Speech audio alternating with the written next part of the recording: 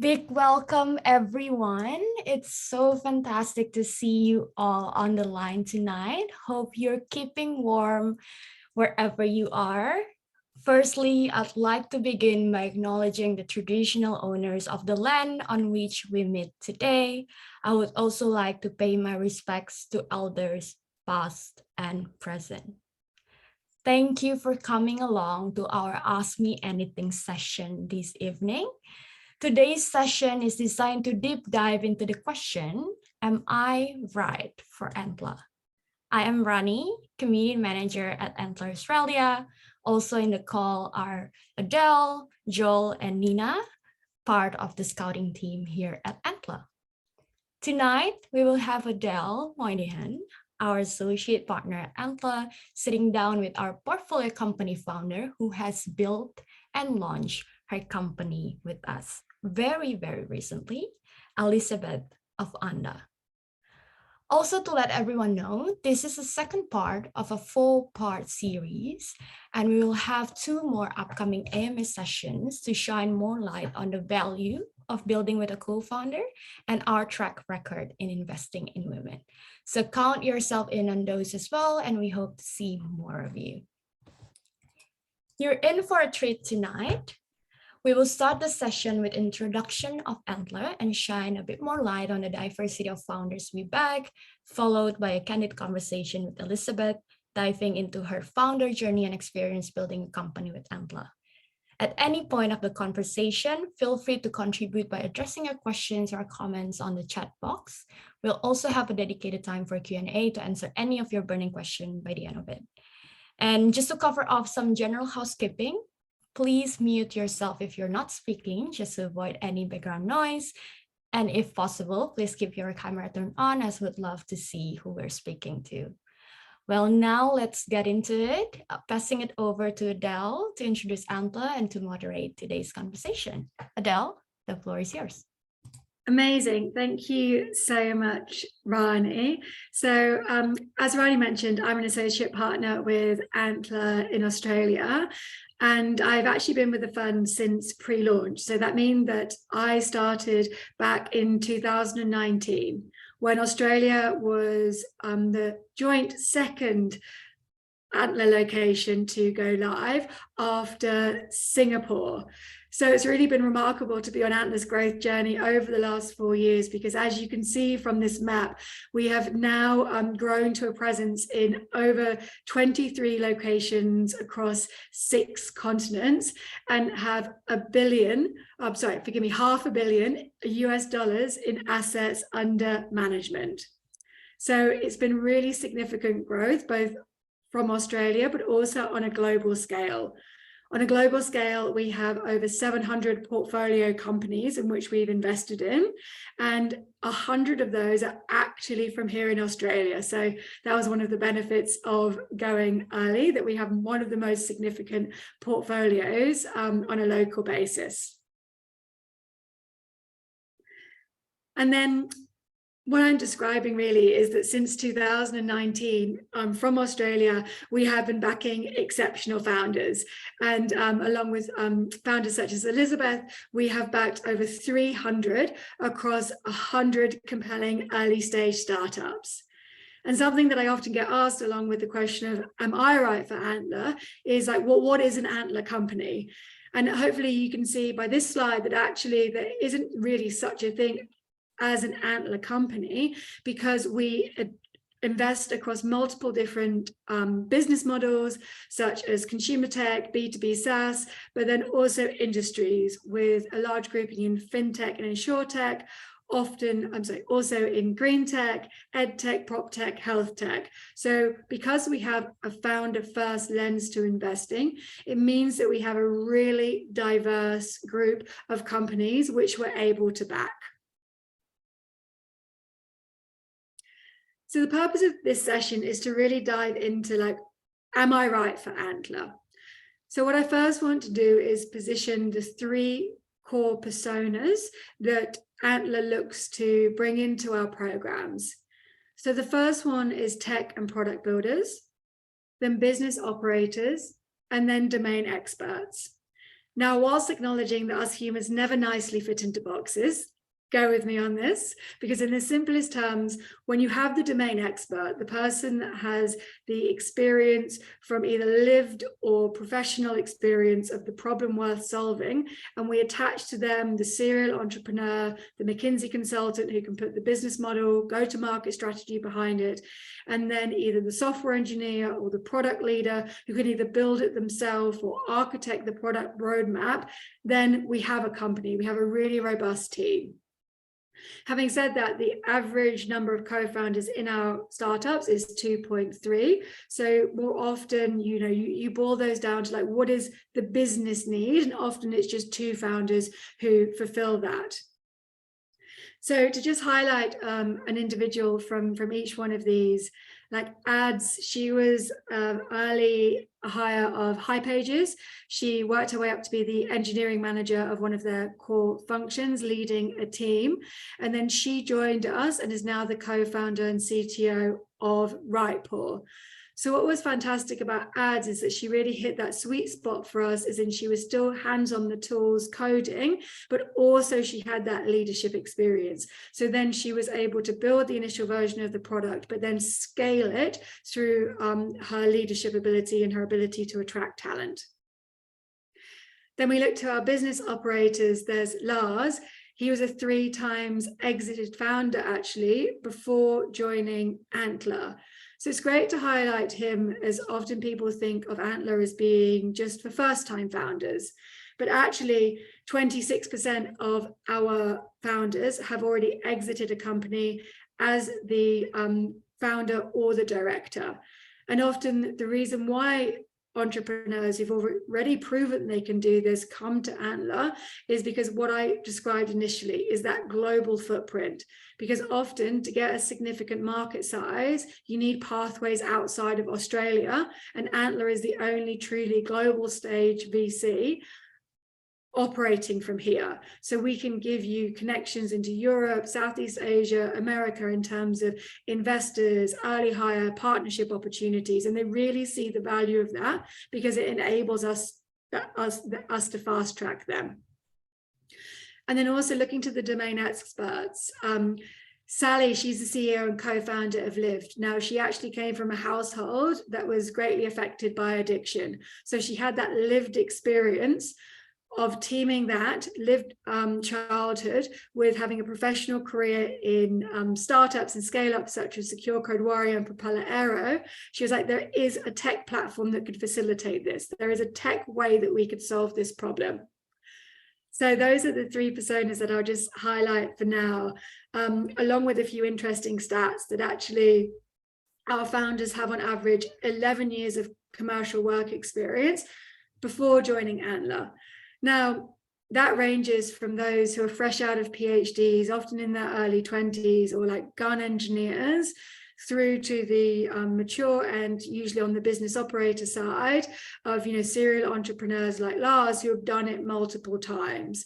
So the age range is actually really wide, but the average pulls in to be about 11 years. As I mentioned, 26% have exited a company as a founder or director, but actually only over half of those who come to us have been involved in startups. A lot of the time they've failed. That's the difference between those stats, but usually you get the most learnings from when you actually fail. So they're coming to Antler with those learnings. And also we're really strong on the number of nationalities we represent. Now that's because Antler really removes a barrier that a lot of migrants face. When you come to a new country, the networks that you had in your previous ones aren't as relevant. So you don't have the access to capital or to a co-founder or to early hires. So that's the way that Antler can again really pull in that group and mean that we have such a diverse spread of founders coming to build businesses with us.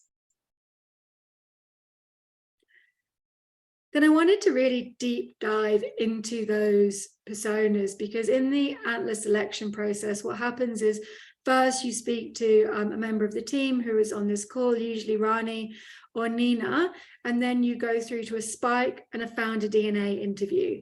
So in a Spike interview, we're trying to understand, like, what are you good at? What are the hard skills that mean you're the top 10% in your field? Like, why would I co-found with you? So just now to talk through this, under technology, as I mentioned, ads was that top left CTO builder. So she is that beautiful sweet spot of being hands-on in terms of building, but also being able to lead a team. And then the next one down from that is how we prioritize is the CTO. That could also be the product leader. So though they're not still as hands-on the tool, they're probably able to build the initial version of the product, or in the example of a product leader, like often really hot on low code tools still can build the initial version of the product, but the real value that they're bringing is how they can architect something that's scalable and attract key talent. And then also what we look for is the 0 to 1 builders. So we are really strong at attracting this group. So often it's really accomplished, like software engineers who are building for problems they see in their day-to-day life. They put something on the App Store, gets a certain amount of organic traction, but then doesn't really get the momentum that they were hoping for, because what they need is that commercial co-founder to really be able to build, like, focus in on validation, build a robust go-to-market. So within technology, that's a breakdown of who we look for. Then across to commercial, what we love is as any VC does, is the exited entrepreneur, or also those who have built a business to around 1 million ARR, or have shown that they can raise funds, or have led a business for over 18 months, because it shows that they're an operator. Then we love the go-to-marketers, so those who've shown that they can make an impact in early stage companies, and especially those who have led new product and geography launches. And then also the commercial generalists, so those who are able to work in commercial structures, but ideally where they're trying to build new. So they've been able to show they can do this where there's not a plethora of resources at their disposal, because that is obviously not the world that you'll be in when you're co-founding a company in the early stages. So under commercial, that's how we think about breaking that down. And then looking into domain, like the sweet spot is where somebody's got PhD, like really amazing proprietary research that we can commercialize, where they own the IP. Ideally, they've also had some experience beyond university, so they're able to apply this in more commercial settings. Also from deep industry expertise. So I love an example of this is Sky, who's the co-founder of Upcover.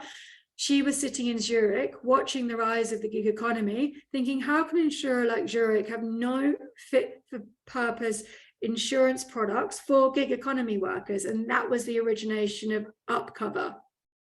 And then there's also the industry really focused management consultants. So another example here is Ben Cooper-Woolley, the co-founder of SiteHive.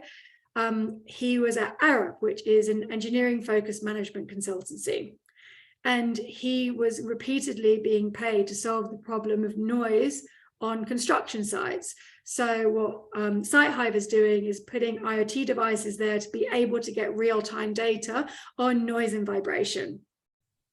And then also one that we attract within domain is the C-suite of domain-specific companies. So the example there is the GM of strategy within mining. So they have a commercial lean, but they also really understand their niche from that industry experience. So roughly, we look for there to be like a third across these three personas when we build an Antler cohort. But then in addition to that, we recognize that some business models need some functional experience. And we look for that to be like the gun salesperson who can just open up any door. The person who really understands data, like especially now everything that's coming out with generative AI, like how that data is used and protected is obviously really important. And then UX. If you're competing against incumbents on about giving a beautiful and seamless user experience, you will need that functional gun in your team. Perhaps they'll make up the third co-founder. or in marketing. If you're doing a D2C company, usually marketing needs to be in the co-founding team constellation. So when us as a scouting team, the 4 of us on this call, are compiling an Antler cohort, this is the individuals who we seek to assemble. So hopefully you are on this call to select to see if you can fall into one of those. But just to stress, there are always outliers. And VC really is a game of outliers. And as I said earlier, us humans never nicely fit into boxes. So even if you don't, but you have the skills relevant to early stage, you've proven that out somehow, we would love to speak to you. And then that needs to be teamed with founder DNA. Now, this is the absolute essential ingredient of long-term founder success. And through the amount of interviewing that we have done, not just here in Australia, also on a global scale, and then being able to see the commonality of the human traits, if you will, that sit in our top performing co-founding teams, our portfolio companies, these are the traits that they all have. So what we need to see when we then have the other interview, which I mentioned, there's the spike, and then there's a whole interview dedicated to founder DNA, is, do you have a bias to big picture thinking? Like, are you highly aspirational, highly positive, like you will be able to see like what is possible? And a great example of this is actually like Lyft pioneered the driver marketplace model, but they had a real view which was just centered on their geography, whereas Uber started later, but came in with like world dominating approach. And then they ended up really quickly overtaking Lyft's valuation. What we then look to is intelligence defined as creative problem solving. So intelligence is often defined by academia, and we certainly can bring in a lot of people from that, where it's been proven in that environment. But really what we need to see in founders is the ability to creatively and quickly and effectively move towards outcome and be decisive and accurate in the prioritization. So we'll really want to test your problem solving abilities, because honestly, in the first 6 months, that's probably even longer, as Elisabet is about to attest to, like that's the main role of a founder, is to solve the problem that's the most needful at the time. We then need to see that you can demonstrate a relentless cadence of execution. So one of the things that happens within the initial weeks of Antler is that we are looking at your week-on-week trajectory. We are looking that you can turn ideas into tangible building blocks and do this at pace, because often it is a race. You'll be racing against other teams. So not necessarily within Antler, because we don't pitch teams against one another, but definitely, you know, on an Australia and global scale. And then we need to see that you can communicate with presence, so that you can magnetically attract top talent and that you can secure future capital. Our interviews are 20 minutes by design. We need to see that you can really clearly articulate your value, get to the point quickly and concisely, and be able to deliver really coherent answers to our questions, which have been quite well crafted over the years, to be able to showcase your background and your skills and your motivations for wanting to build with Antler. So on that positioning of, you know, am I right for Antler, I hope you're then thinking about how you have a complement of both those spikes that we look for and also founder DNA. I'd love to hand the floor over to Elisabet, one of our recent investees, to talk about her background and then also her business, Antler.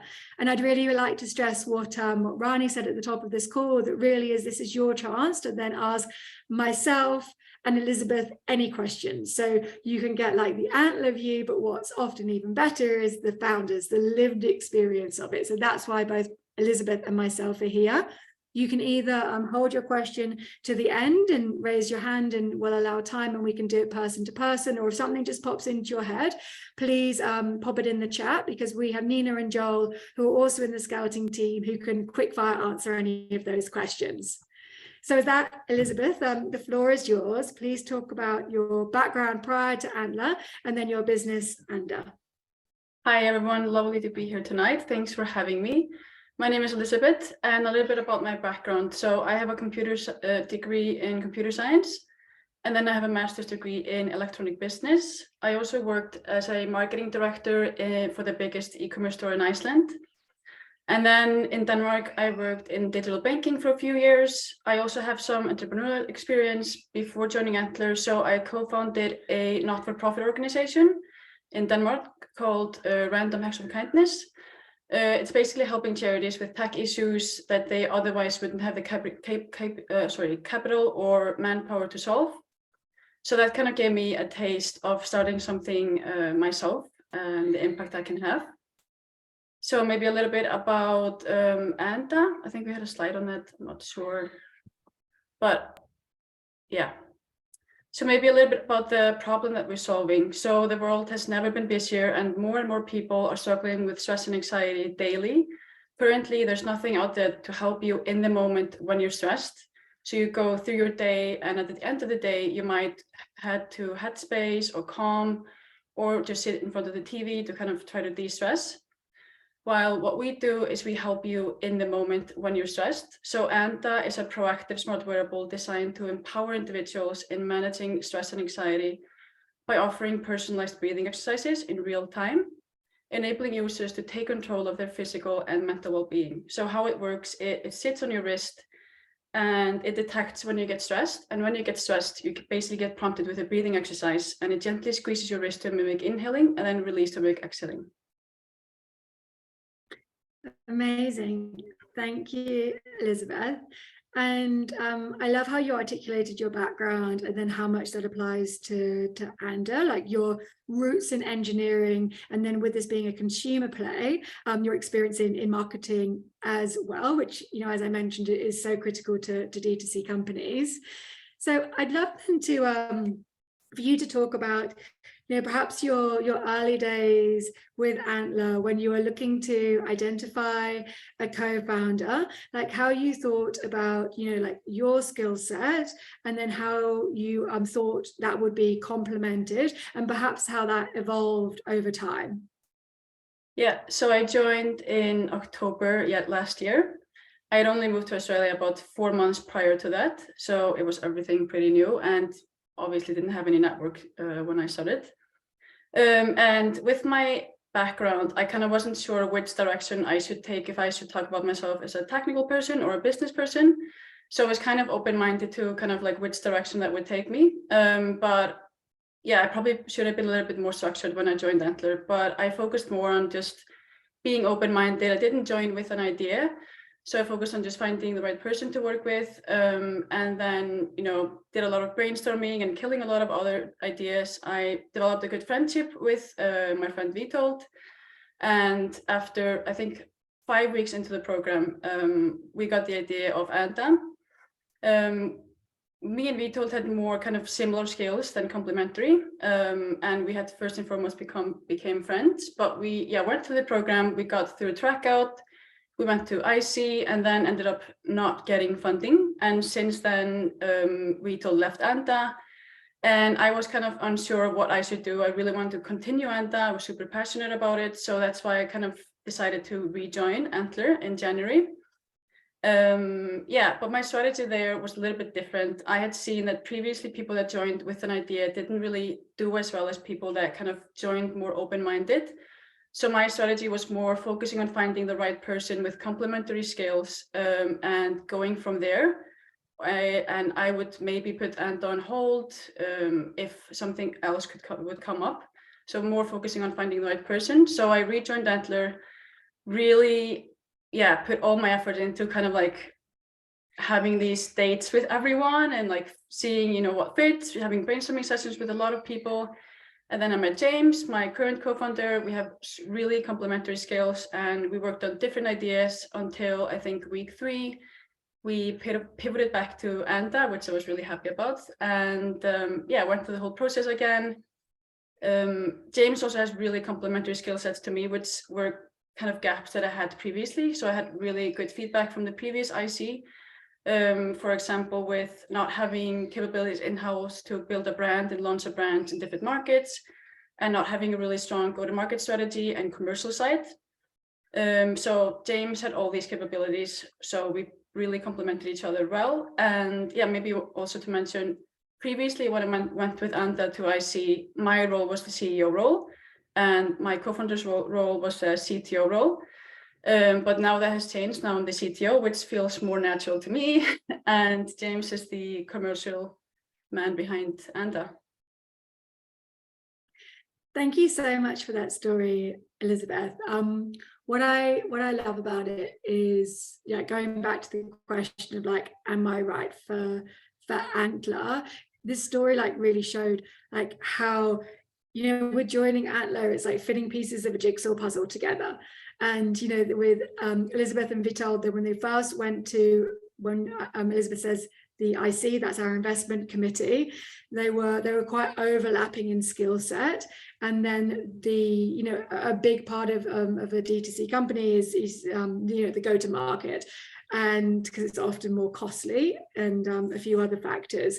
So even though we liked the idea, we didn't find that constellation right.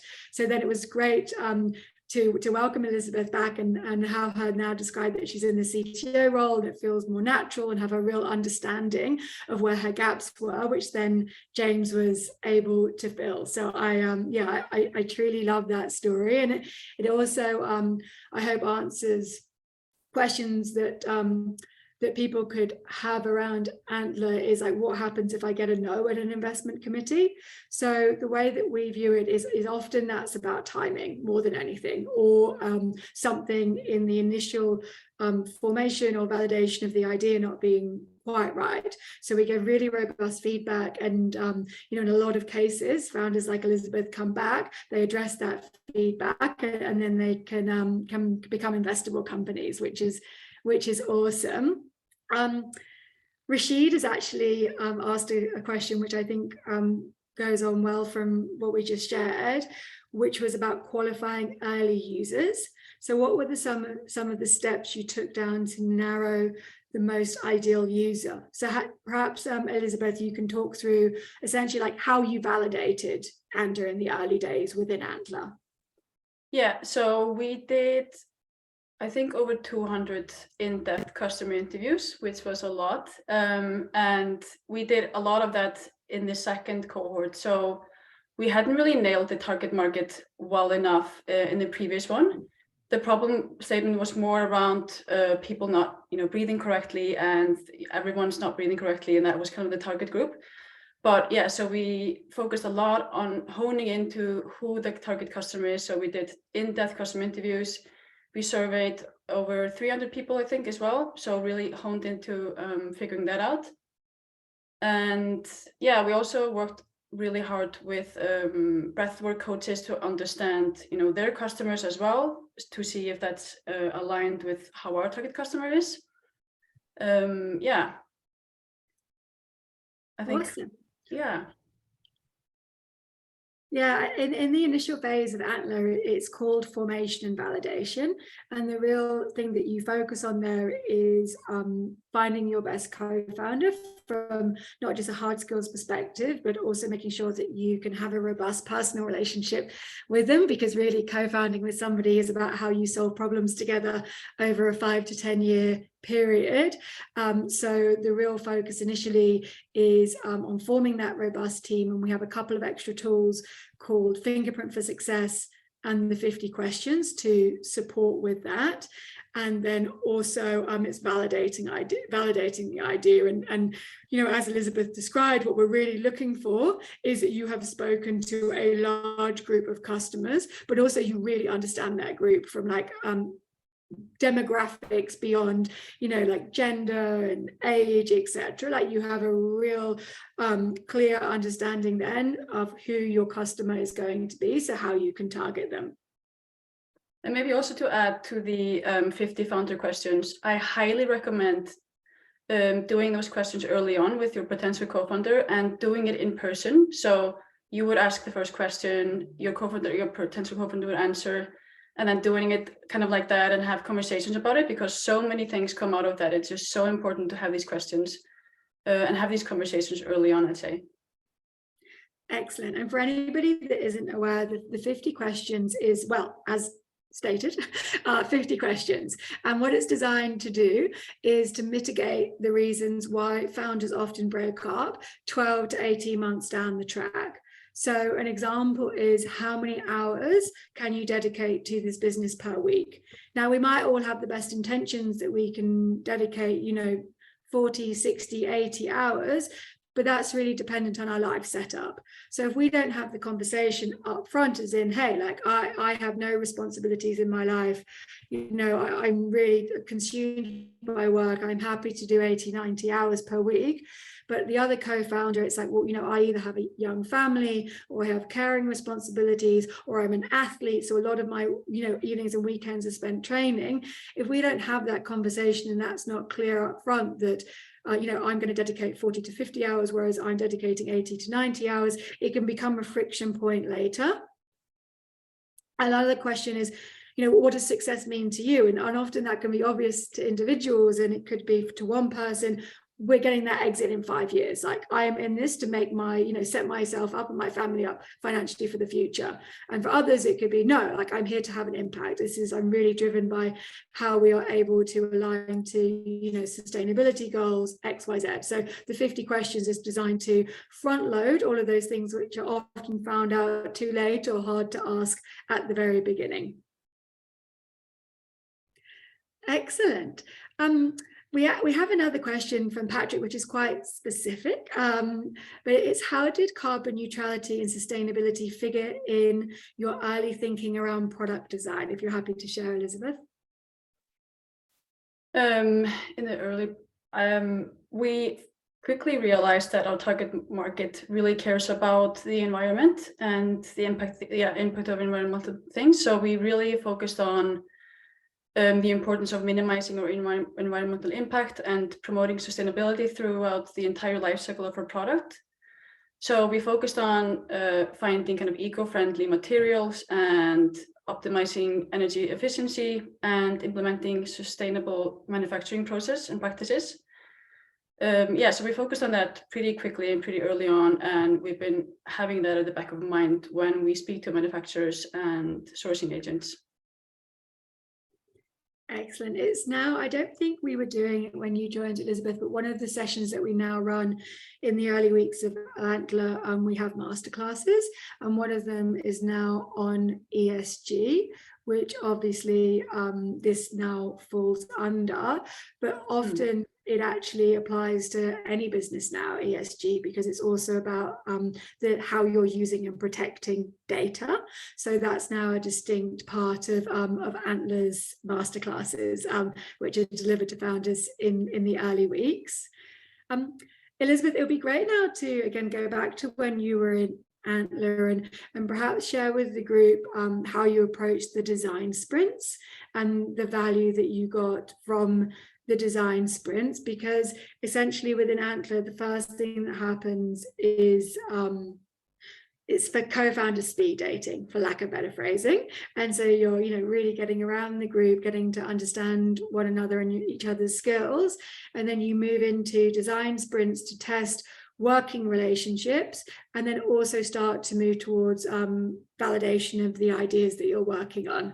So perhaps you can talk to your lived experience of that, Elisabeth, and how you also kind of thought to like the roles that you would play in the business, in the team. So in the early days, the design sprints were kind of more people. So we, for example, found people that were interested in a specific sector and then a specific topic.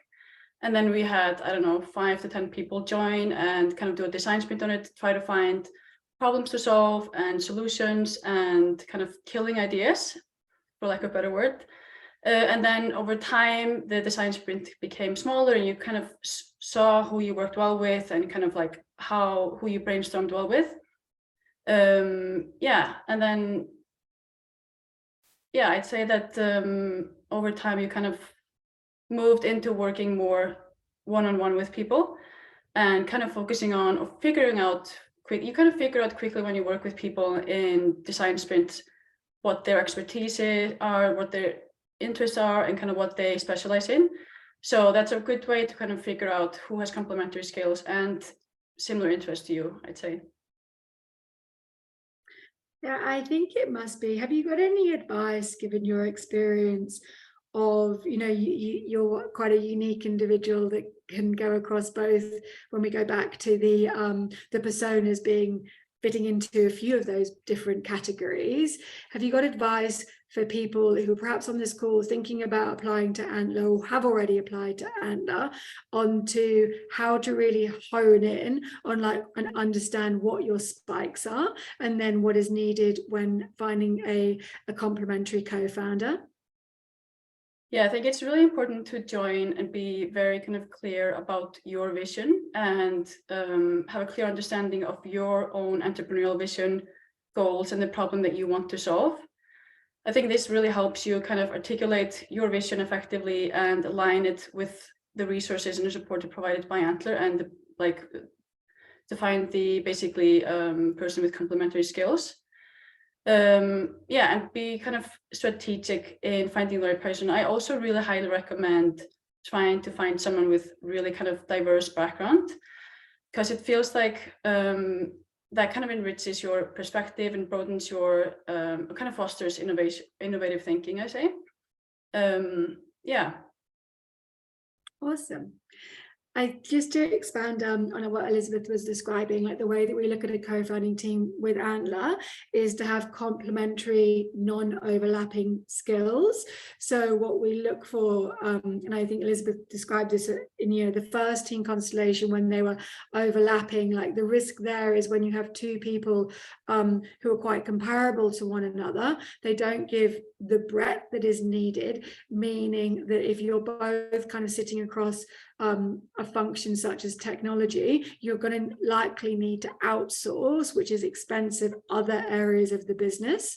So if you're non-overlapping, usually that means that you can cover the breadth which is needed without having to outsource, and also you're not on top of each other with decision making. Perhaps that leads to running slower because you're having to always get the other person's buy-in. But when you're able to really have clearly delineated functional responsibility, there's a very Elisabet, as it is now, you're responsible for technology and your co-founder is responsible for the commercial side of the business.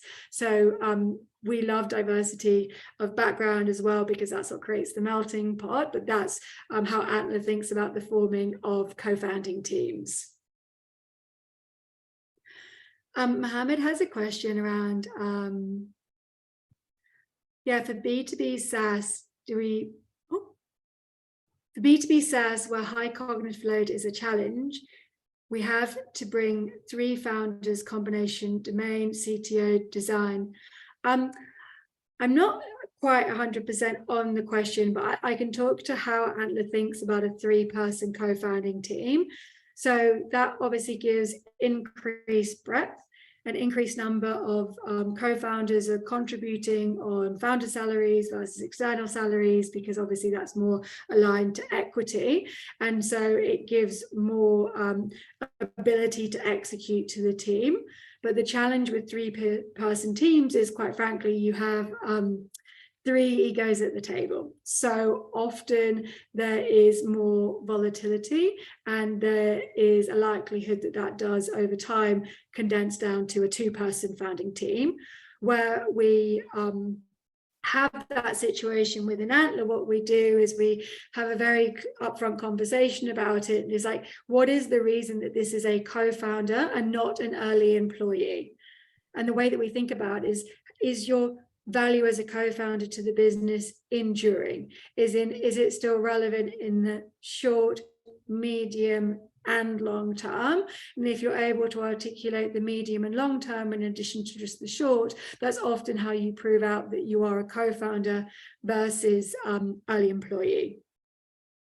I think to go into your specific one is perhaps too nuanced for this conversation, Mohammed, but we could take offline.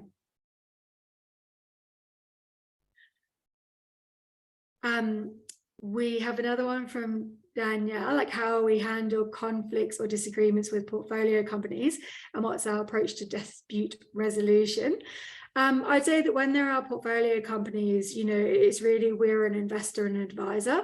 We don't take board seats. So really we're there for support and for our portfolio companies to leverage the platform. But if asked, we get involved in an advisor capacity. I think that it's hard to give an example of a specific dispute resolution that we've been involved in, but we certainly are here to ensure your hopeful long-term success. So we weigh in with advice when needed. Perhaps Elisabeth, you could then, to illustrate this, speak to your kind of engagement with Antler post the IC. Yeah, so after IC, we have meetings with our coach once a week for 4 or 5 weeks. And after that, we kind of have ongoing conversations more based on what we need help with. Not only that, we also engage other people within Antler if we need something more specific, help with, getting in touch with someone, or then connecting us with someone or another company. So it's a really ongoing and really good relationship, I'd say. Awesome. Perhaps you can speak to, in coaching, can you describe how those coaching have given value? Like, what are the kind of the areas, like what would you come to your coach and discuss, and what's kind of some of the unlocks or door opening, or what has coaching led to for Anda? Yeah, so our coach is James McClure. He is great. He's amazing. He has helped us a lot with kind of brainstorming and building the brand. That's been the main thing that he's helped us with.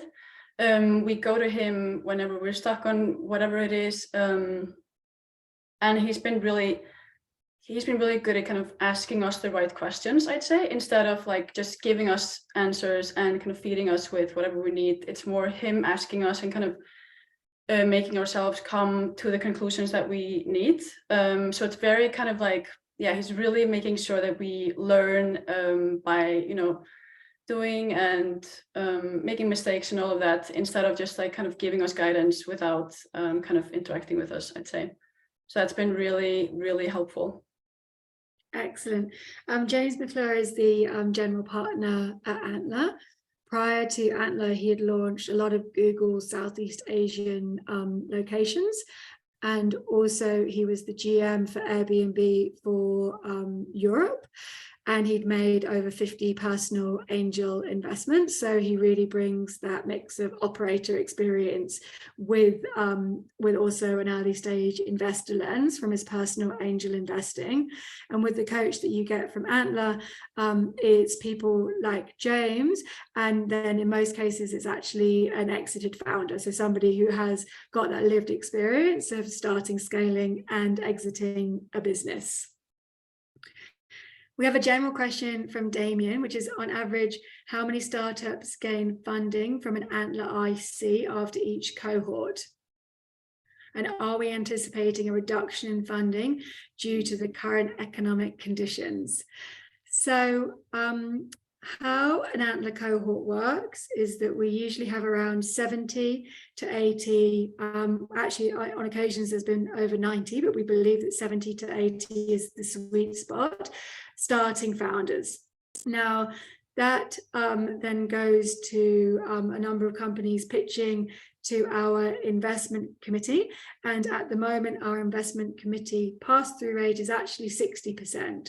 So if you do get to an Antler investment committee, you on the current numbers, it's more likely that you will get a yes.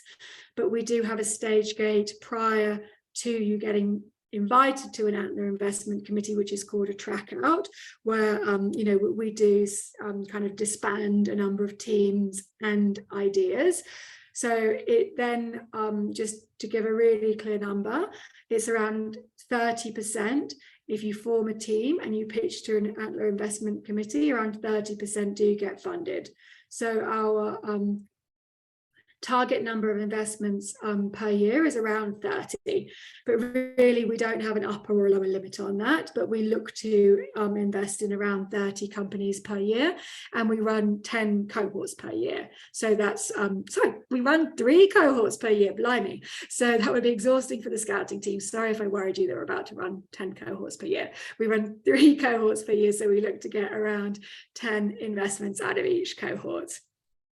And then we don't anticipate a reduction in funding due to the current economic conditions. That we're currently raising our second fund. So we completed raising our first fund and have the 106 portfolio companies that we invested in up to the start of this year. That's from Fund 1. We're now investing in Fund 2, which we're targeting to be a 60 million fund. So an increased size on the last time.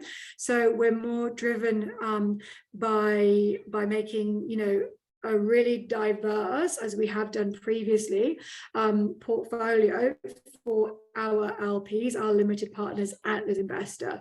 So we more look at it from creating really diverse early stage deal flow than necessarily being affected by the current economic conditions, because our companies are so early. Their funding pathways are slightly different than if we're investing at a later stage. So also likely the economic conditions will be different from when they get there. I would say what we have probably had more scrutiny on is anybody who's looking at like a freemium business model. We're more kind of critical when we're looking at investments on, you know, like what's the pathway to being revenue generating, and being more kind of conscious or more asking more questions in coaching about, you know, like how you're looking at your customer acquisition and what's the spend there. So I wouldn't say it's a reduction in funding. It's probably increased scrutiny on certain types of business models that we know are going to have a harder capital pathway outside of Antler. But we do have the fortune of being slightly insulated by going so early stage. So we're coming into the last 10 minutes, which is exciting. Please do keep your questions coming. I think actually Joel has asked the one that is next, but we have, you know, maybe like Elisabeth can give the lived experience of this. Like Daniel's asked, like, how involved are we in the day-to-day operations and strategic decision makings of the companies that we're involved in? Now, like, you know, once they're pre-Antler investments, so once we're really like, initially we're like really, we are quite shaping the company. Like we are speaking to you a lot. We have touch points that include multiple sharing sessions throughout the week, working on the idea, office hours, coaching. So pre-investment, it is very hands-on. Post-investment, as I mentioned, we don't take board seats. And as Elisabeth just described, it's weekly coaching, and then it moves to a lesser frequency. But perhaps Elisabeth, you can speak to, from the lived experience, what's the pre-investment involvement by Antler, and you've already kind of answered, I think, the post-investment. Yeah, the pre-investment, really hands-on. They really hold your hand and help you in every aspect possible. But it's really important to still be proactive and take ownership. So even though Antler provides valuable guidance and support, ultimately the success of the startup and the idea that you're working on depends on your own effort and commitment. So really focus on being proactive, take ownership on your progress, and make the most of the resources and opportunities provided by Antler. But yeah, highly recommend taking advantage of all the office hours and speaking to as many people as possible within Antler. And yeah, they help you with every aspect of what you need to solve. And they have masterclasses, and after each masterclass, you know, you can book in sessions and kind of talk about your idea or your business, how that kind of fits with, you know, if there's a masterclass and go-to-market strategy, then you can kind of like, you know, go back and work on your thing, and then kind of go back to Antler and talk to them, like, does this make sense? So yeah, they're really interactive, and just try to take as much advantage of it as possible. Amazing, thank you. Yeah, so the structure of pre-investment is, as Elisabeth mentions, we have the masterclasses. So it's a thematic week by week. Like one, it could be like building to MVP, or how to build on low code, no code tools, or then moving to like go to market strategies and into pricing, and then like communicating and pitching your idea. So each week has a thematic around those, which is hopefully aligned to the stage that you're at as well. So firstly, there's the masterclasses. Then there are sharing sessions where you share your idea with the cohort, and then you can get the the value of building alongside like 70 other talented individuals who could have really relevant insights or backgrounds.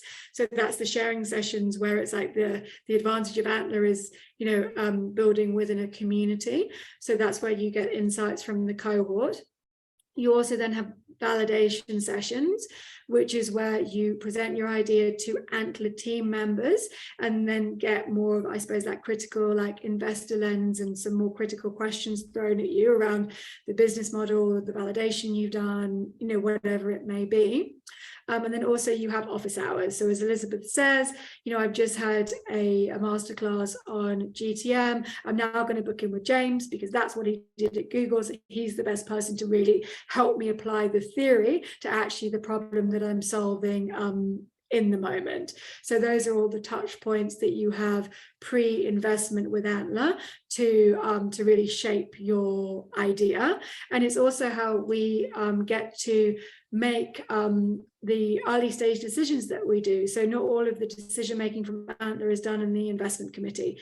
It's also we map the trajectory and our experience with you on that basis, because as I mentioned at the top, we're looking for people who can problem solve and who can execute at pace, and that's often highlighted through all these touch points that we get with you on a week by week basis pre-investment. Juan has asked, are there any industries you're particularly interested in funding at the moment? And you know what? Yeah, hot topics like AI. I think more what we do is we have quite a critical lens on hot topics. Because as I think probably you're all aware, like, how sorry do we now feel for Web3 that like generative AI just like waltzed on in and took the stage. It's like, it's very easy to get swooped into fads and FOMO, but when there is a hot topic, it's more like, why is this team the one to get cut through, knowing there's going to be such competition?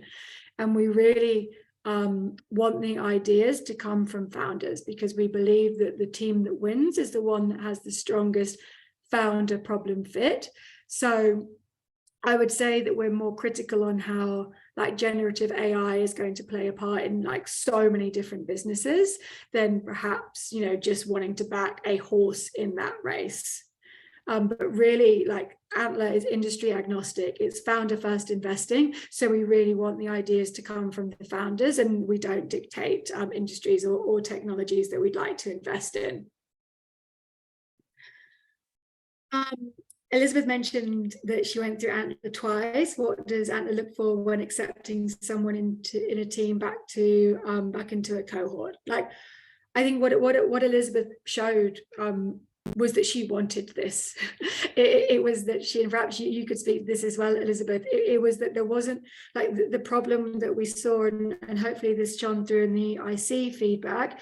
It wasn't necessarily a problem with the business or like hard, because often we will just say like, look, we actually think you should reassess if you are a founder, perhaps you're more an early employee. But with Elisabeth, it was like we could clearly see that she had the skills and she had an idea, and she wanted it, coming into the office, like really staying really close to lots of us in the Antler team, and that's what we want to see. It's really that determination. We often use the word grit in Antler, but perhaps Elisabeth, you could think about how you approach that. Yeah, I actually kind of, like I said previously, joined not necessarily with the idea, but also just open to other things, just because that's previously what I saw with founders that joined in my previous cohort. that people that joined with an idea didn't do as well to find a co-founder versus people that joined more open-minded. But yeah, I knew the Antler people pretty well because I really kind of like proactively took part in their first cohort. So they were really open to me with open arms, which was amazing. Yeah. I think that's it. It's somebody who we've got to know. I think, as I've said multiple times now, we do founder first investing. So when we are able to really understand an individual's skills, motivations, we give the feedback and they're like, I will action this feedback. Like that's essentially what we're looking for.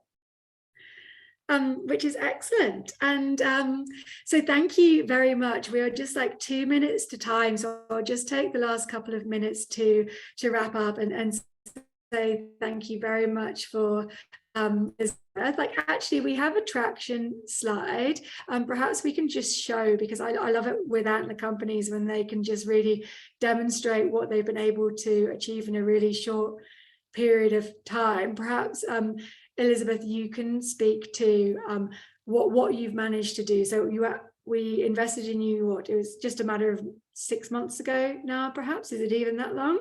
And you can talk to what you've been able to do. Yeah, it's only been, I think, a month and a half since. Oh my gosh, I think this is the 2 points. I was trying to place which one it was. Yeah, this is the traction slide that we showed at IC. So before IC, we had really nailed the hardware architecture of the product and figure out the proprietary technology, which is a squeezing mechanism. We had made deals with suppliers, and we'd also had the initial designs of the product. Yeah, and we really nailed our strategy and timeline and who we're going to work with, as well as our patent strategy.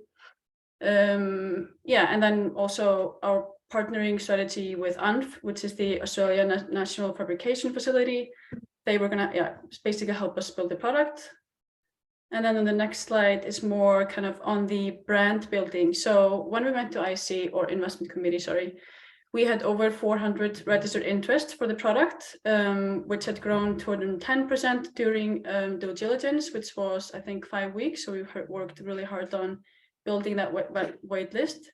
During the time, we also started building a breathwork community of over, I think, now we have, I think, 80 members, which is really engaging community because this is such a niche and up and coming community.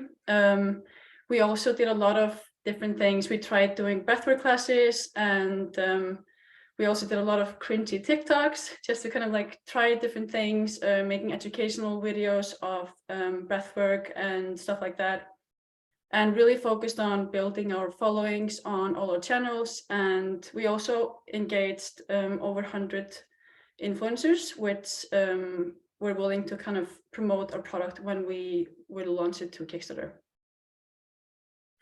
Amazing. I just I think that's remarkable, like what's been done in like such a short period of time. And I'm often asked like what keeps me at Antler, and it's this, like what is possible when you put together just a couple of really smart, driven individuals building in an area they know, and the magic and progress that can happen when you just kind of unlock a few things through coaching or other support structures. So yeah, thank you so much, Elisabeth. Congratulations on what you've been able to do. And for anybody that's in the Antler interview process, myself, Nina, and Joel, and the scouting team are looking forward to speaking with you. And if you're thinking about applying, like hopefully this has talked you through like who Antler looks for and what happens when you're within Antler. Pre and post investment. The next cohort is on the 14th of August. I'd like to stress that that is the last one for this year. Our next one will be towards the end of January. So timing wise, 14th of August or end of January. So if you're thinking about applying, I'd probably on sooner rather than later. And yeah, thank you everybody and have a wonderful evening. Thank you so much, everyone, for tuning in.